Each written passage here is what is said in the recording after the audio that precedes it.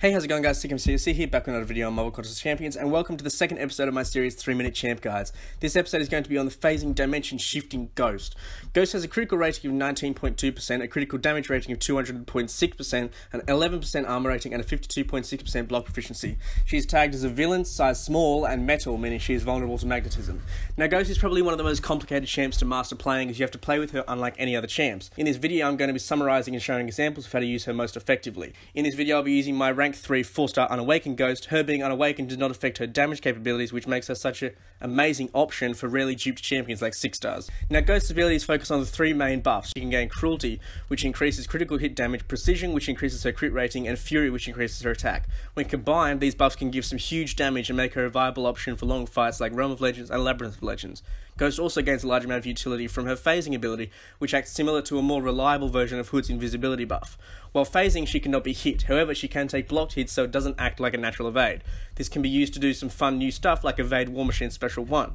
Ghost activates phasing by swiping back, but it won't trigger if Ghost has an armor break on her or a precision buff. The Dexterity Mastery provides a precision buff, which means you can't spam phasing without hitting the enemy in between phases.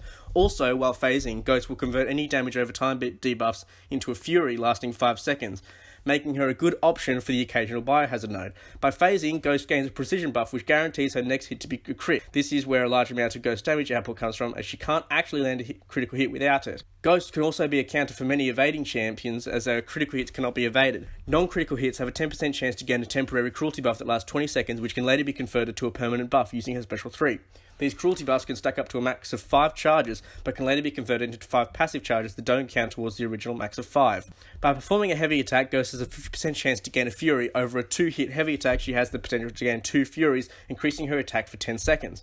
Ghost's Special 1 grants her 3 precision charges, which last for 6 seconds. When Ghost activates her special attack immediately after phasing, every hit of the special is guaranteed to be critical. This can be tricky to make contact with the opponent, but if the enemy is pushed against the wall and is combined with the Wasp's synergy, it can be extremely effective. The Wasp's synergy makes Ghost's special attacks unblockable while phasing. Ghost's second special grants her a Cruelty buff, increasing her critical damage, and also refreshes all of the current Cruelty buffs on Ghost. Ghost's third special is basically just for the conversion utility of transferring temporary Cruelty buffs into permanent Cruelty passives, stacking to a max of 5 charges. Ghost also has some very strong synergies and is part of a very strong team of Ghost, Wasp, and Ant-Man.